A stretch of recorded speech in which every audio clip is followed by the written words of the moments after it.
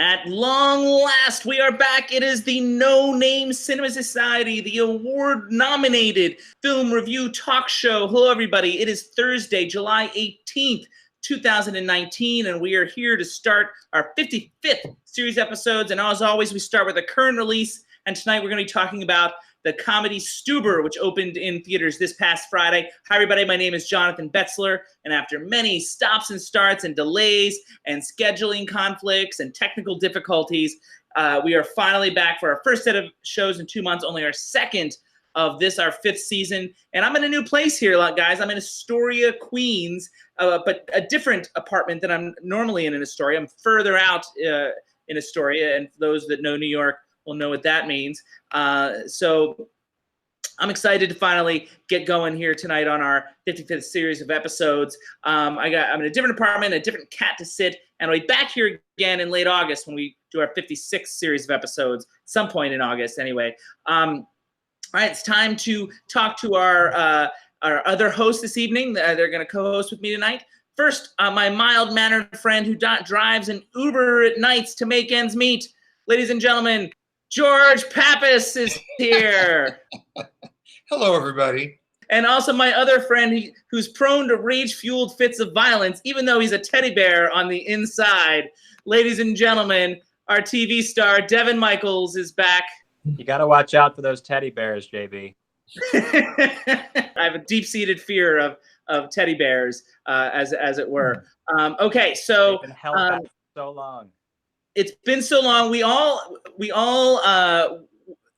were supposed to do this in May. We were going to get together, George, Devin, and I. We're going to do this in May to review the film The Sun Is Also a Star, but we had so many technical difficulties and the scheduling conflicts. By the time we were able to do it again, the film was out of theaters. So we're here to review Stuber, and I'm excited because I think this is the first time you two have done a show together. Is that right? George and Devin, this combo. No.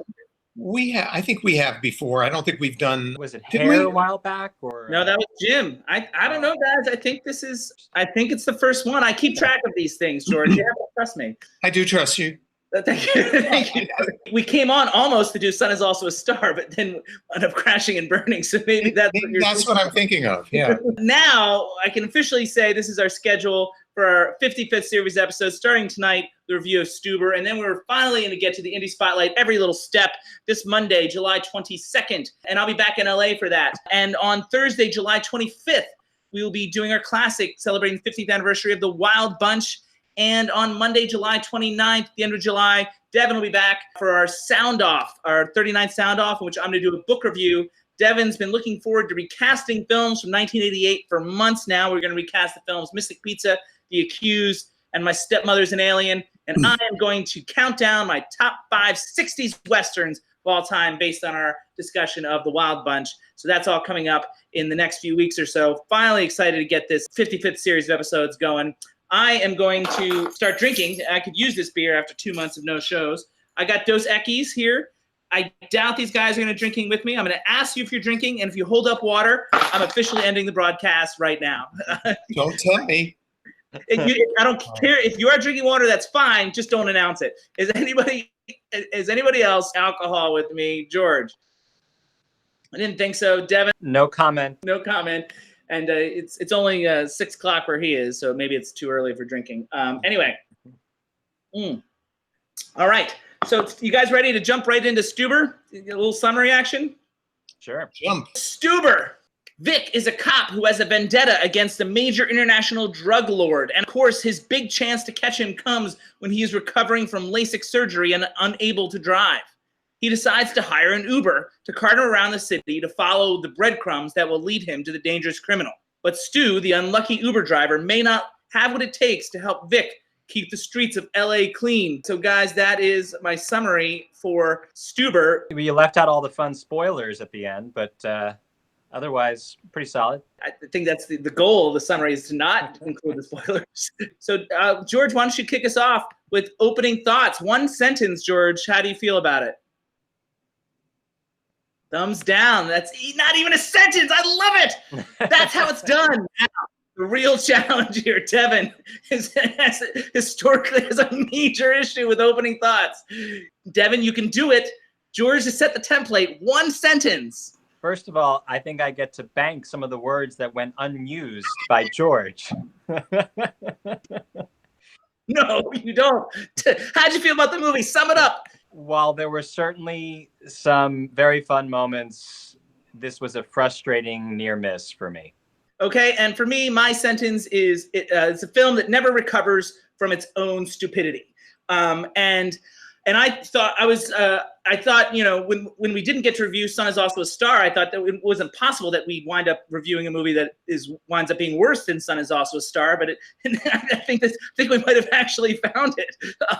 I'm going to agree with you on that. I think I would have had far more positive things to say about The Sun Is Also a Star. I had very little positive to say, but it might be slightly better than this. We always try to start with something positive. I was really struggling to find it, but I would say that the film starts off strong in the sense that it features a cameo for one of my favorite actresses working today, someone I said should have been nominated for an Oscar in 2017. And it also featured not one, but two actors I've worked with. I worked with Mira Sorvino in a film called Too Tired to Die way back in 1997. She was by far the smartest person in the room, but that sometimes led to conflict in the sense that she knows she's the smartest person in the room. Harvard grad, sorry, Devin, and the Harvard people. And the other person I worked with is Betty Gilpin. She did a screenplay reading of a film that I actually wrote way back at January 5th, 2010. It was the day before I was leaving New York, what I thought was going to be for good. Also in that reading, Dylan Baker, Lila Robbins, and Frederick Weller, along with Betty Gilpin, did this reading of this script that I had written. And I'm pleased to say that Gilpin actually gives the film's most thorough performance as Becky, albeit in a limited role. Fully realized character, funny even when her character's supposed to be sad. Unfortunately, no one else in the cast fares as well, and she's merely a sideshow to the silliness. So focusing on some of the good things about it, Devin, do you at least agree that Betty Gilpin is the performance of the movie? I think the reason that she's the performance of the movie is because her performance was able to stand on its own. Every performance in this movie that required the director's involvement, because there was more than one actor in the scene, completely went off track. And it was super frustrating. That's a fair point. Although the one time she does interact with other people is one of her funniest moments. I particularly like the tailbone line, and she delivered it really well when she's in the store with Stu. George, what do you got? Betty Gilpin. Yeah, I liked her. I think the whole thing, what can I tell you? This movie wasn't even over before I started allowing myself to forget it. So I did like her. And, you know, there are a lot of people in it who I liked things about. I didn't like that opening scene. It just wasn't what I expected, and I thought it was so ridiculous, so absurd. I just think that one of my favorite actresses, so I don't want to give the spoiler away, but I just love that she was in it. I'm sure she did too. She made some money. It just got the movie off on a really sour foot. It never really rebounded from that, although when Stu first shows up, he has a lot of comic charm. I thought that maybe the film would pick up from here on, and, you know, at times it did. He was worn thin long before it ended. Since we're talking about performances, we kind of talk about Kumail Nanjiani, because I agree with you somewhat. I feel like the elements of the film working against his natural abilities is sort of how I look at it. I disagree with you about the beginning, because I actually feel like the presence of that actor that shall not be named or actress is, you know, helped that opening for me. You know, and I think she elevated that scene a little bit. But regardless, Kumail, I feel like he's generally fun because of his unique comic timing and delivery. While it's on display here, I feel like it doesn't work as much here because of the director and the screenplay. The film's pace and tone work against him. Kumail's rhythm is mainly about pauses and beats. But here there are times he had so many words to say to get out. He was forced to rush his line, and joke after joke died as a result of that. The screaming and all this other stuff just like nails on a chalkboard, drowned in its own excess. Devin, believe it or not, hasn't talked in a while. You were basically just expressing the main problem I had with the film, which is the comedic tone was 80% of the time completely off the rails wrong. The comedic timing was criminally off, considering that this is a film that obviously had plenty of budget and time to do what it needed to do. Criminal, ladies and gentlemen. Devin is going to go arrest with this film. To me, it was all about the director, because these are both charming comedic actors who know how to be funny. Even though obviously there was some lunacy in the script, that was by design. I mean, a lot of the lunacy in this script was similar to the lunacy in a film like 21 Jump Street, which I found really, really enjoyable. This film was trying to do the same kind of thing, merge the genres of action and comedy, and completely fell flat 90% of the time because the director was so busy choreographing these action sequences that he forgot to watch his actors' performances. A good 80% of the time, I was thinking, that's really good material. Why am I not laughing? Why am I not laughing? I agree with that. There was solid material here that reminded me of 21 Jump Street, and that had that tone that was what you want for merging these genres. And this one, I was like, the scenes that were supposed to be faster were too slow. The scenes that were supposed to be slower were too fast. Like, so much of the comic timing was way off. I agree with that, and I agree that the director did his actors a disservice scene after scene after scene. I feel like the tone and the pace were all off. I agree with all that. What I disagree with is that the script had good material. I didn't see that. At least the number 80% is awfully high for me. If you said 20, if you flipped it, I might nod a little bit, but I don't know about that. But because we're in the performance section, I do want to at least talk about Dave Bautista, because you called him accomplished actor that has made us laugh before. He's also one of Jim's favorite actors for some reason. I, for one, have not seen anything resembling a real performance outside of Drax in Guardians of the Galaxy. Here, he merely offers the one dimension that's on the page, adding nothing. And then when his character has an arc, it's actually hollow and has no life to it. There's definitely flaws in the screenplay and the direction. Certainly is not at a place that he's director-proof yet. I think you can at least agree with that. He may have even been one of the reasons the director had the trouble he had. You're actually spinning it around the other way. Either way is possible, but I did think I thought he was really poor. I mean, he's a great physical presence, but that's about it.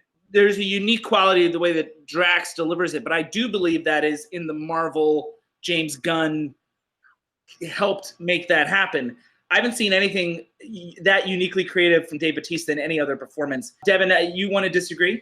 I don't thoroughly disagree with what you guys are saying. I just think that in the hands of a director who was paying attention to his performance, he could have done a job that would have been good enough to make the rest of this material sing. The reason I use the number 80% is not because I thought 80% of the script was good. It's because I felt that 80% of the time there was material there that was not meeting its potential. That there were a lot of great laugh lines. There were a lot of great jokes. There were a lot of great things to this premise that could have been really entertaining. So much of the time they were not being mined properly. I think Bautista is enough of a screen presence. He would have been fine if he were guided properly. Maybe, but he's not Dwayne Johnson. Like, he doesn't have that innate charisma. Not that Dwayne Johnson is one of the greatest actors, but I've worked with Dwayne Johnson once. And he can be directed to work to his full potential, I think. But he has that potential. I'm not sure where Dave Bautista's ceilings is. Drax might have been it. And your very long sentence, Devin, was really funny because I actually want to go through it, like a transcript of it, and like check certain words and put a thumbs down on the next word. I was like, I agree with that a lot. Oh, I really disagree with that. It was a roller coaster of a sentence. Your points are at least taken, if not all agreed with, which is a good segue to direction, because I feel like that is Devin's main point. And I think we've made it very clear that the director, whose name I forgot, Matthew something, he was of little to no help to his acting. Michael Dowse, I think is his name. Michael Dowse. Sorry, not Matthew. Michael. Thank you for correcting me. That's how little I cared about this movie. I hear you. I wrote it down. Name. And I always remember directors' names, as people will tell you that watch the show.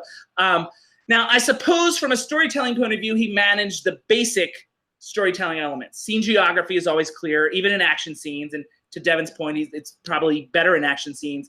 Though he did seem to be taking liberties in terms of actual Los Angeles geography, but let that slide for now. As I alluded to before, the comedy editing is awkward and often too fast for its own good. An example comes from the trailer, so I'm not giving it away, when Stu struggles to make a U-turn early in the film. All the edits in that scene diffuse the comedy. The joke is about how long it's taking. Let it play wide in a single long take, which enhances the awkwardness. Trust me, it's funnier. Beyond that, there is nothing artful about his approach to the comedy or to the action.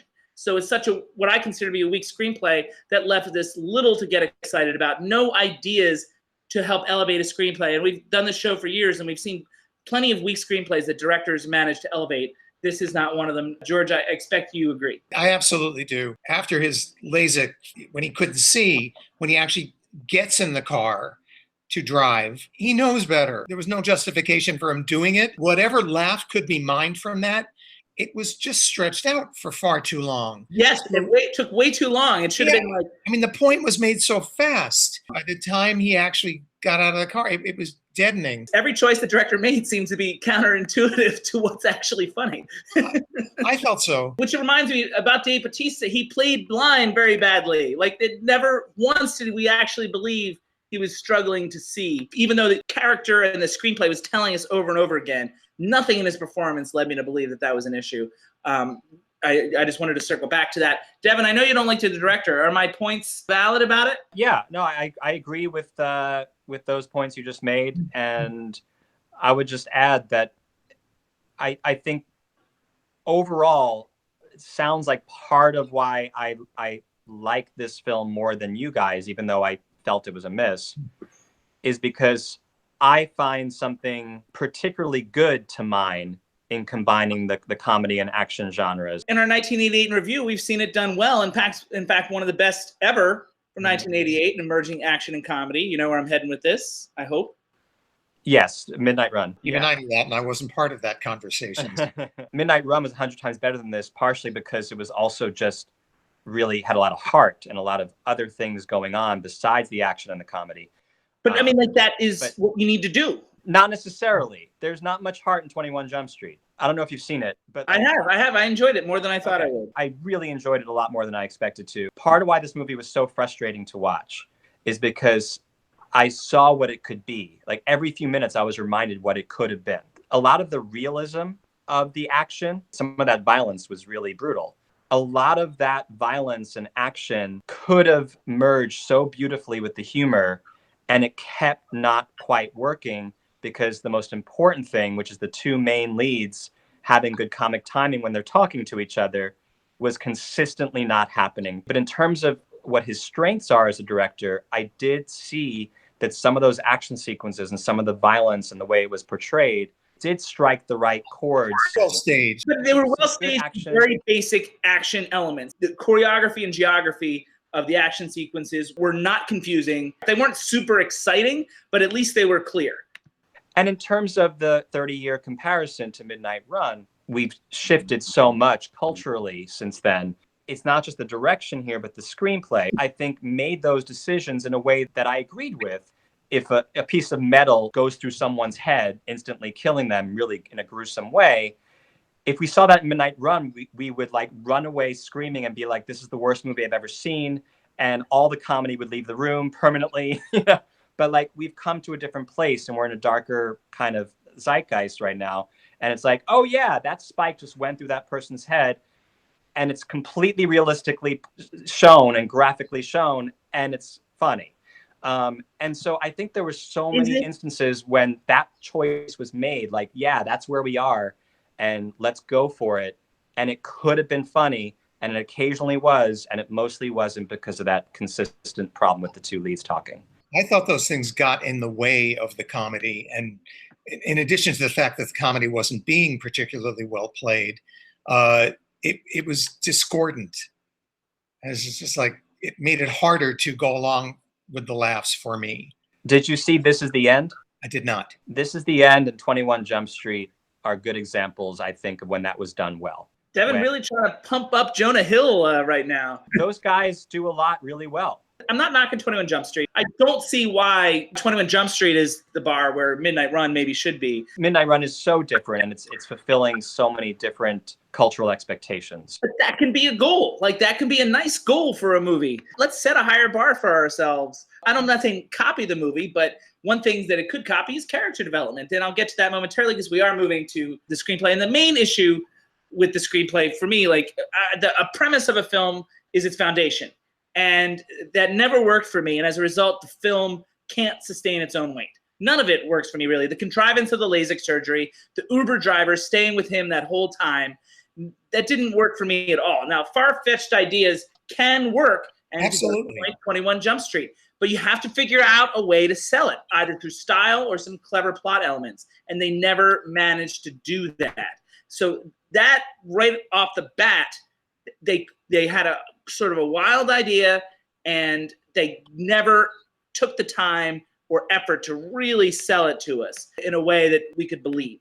Devin, sounds like you agree with that. Yeah, I do. That's a good way of describing why this kept not working. To your point earlier, there was maybe a few sharp lines of dialogue here and there, a few decent jokes, but otherwise not much there. Some of it was poor delivery. Some jokes just didn't work. I alluded earlier, there was often too many words to punchlines. It doesn't make the jokes funnier. It just drowns the moment. I felt like Kumail Nanjiani was trying to like get out more and more words when the joke was done. I felt like it was the excess that killed it. Something that I thought worked to the film's detriment over and over again was how predictable everything was. I mean, there was nothing surprising. The screenplay was just maddening almost. I don't know if the screenplay prevented any sense of surprise, but certainly the director did nothing to make any of these things remotely unpredictable.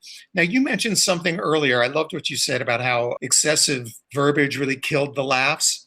There was one moment in this movie that did surprise me and really did make me laugh, although I know it could have been played much better. When he drove the van through the wall, drove into a boat, this is like, who would put a boat there? Was really very funny.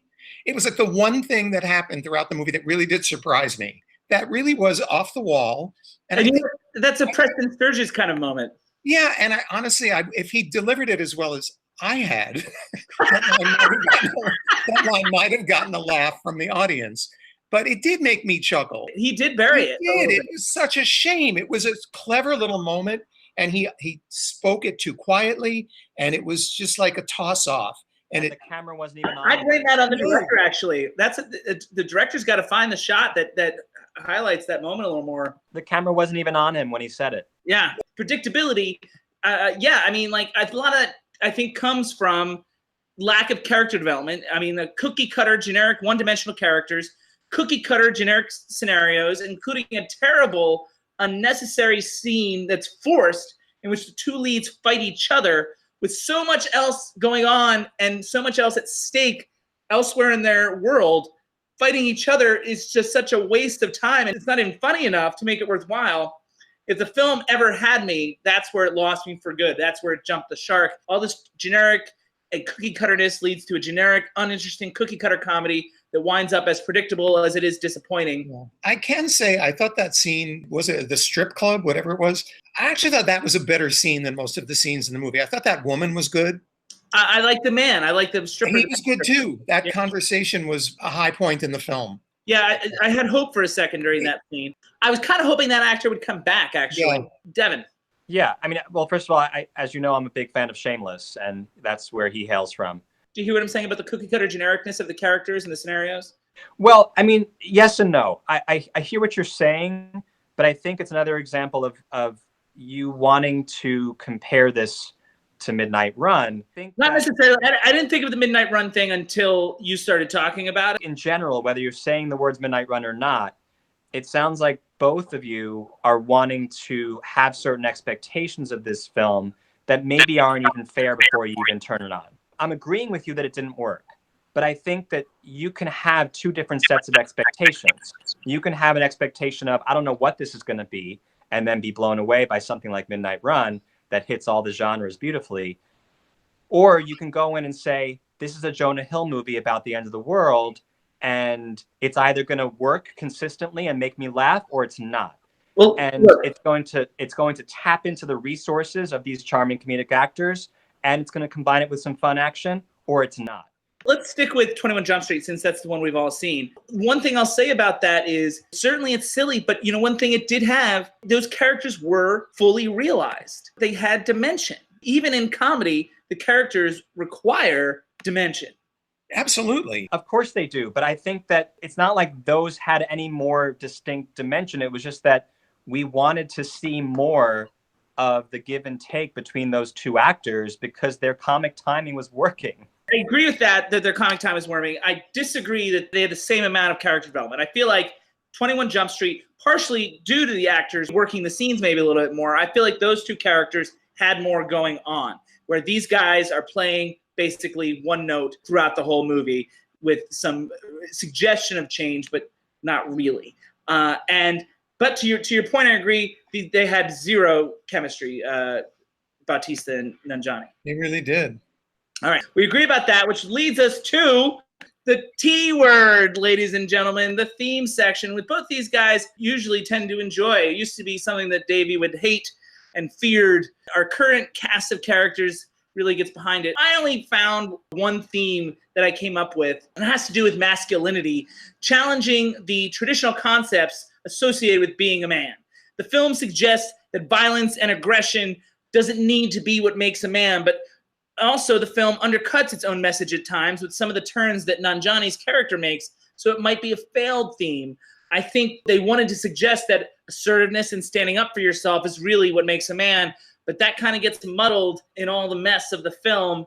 But I do think that was the intended theme. They may have missed the mark on it, but guys, how do you feel about this idea that this being meditation on masculinity's place in today's society? I think so. I think that's one of the themes that resonated with me. It's obviously the vast difference in the type of man that they are. One of the ways that I liked the screenplay more than it sounds like you both did was in how they kept reminding us of that theme with certain recurring jokes that were also, I found, pretty funny, such as, Batista's character brings up when he was a kid and his father, kind of stranded him out in the desert by himself for a day with nothing but a penknife. You're right. That was a good idea, but he failed in the delivery of that. But yes. Right. Oh, absolutely. It was weakly delivered. I agree with you. But in terms of the screenplay, I thought that was a good moment. And the way that it's a callback to two other times, I think, really good idea. Yeah, for me, both thematically and comedically. You had a very confused look in your face all throughout that, George. So I'm going to let you opine now. I'm really impressed that you guys found a theme of any depth whatsoever. That might have been the source of the confusion. But listening to what you were saying, I will agree with you. And one of the ways in which that carried out, it didn't feel forced that there were strong women characters in this film. In the first scene, Batista's partner, even Mira Sorvino's authority came through very strongly. And in the strip club, she knew exactly what to say to get them, what needed to be said. And the daughter was a smart woman. So that may have been a goal there that I don't think was executed well enough for me to have seen to the extent that you guys both saw it.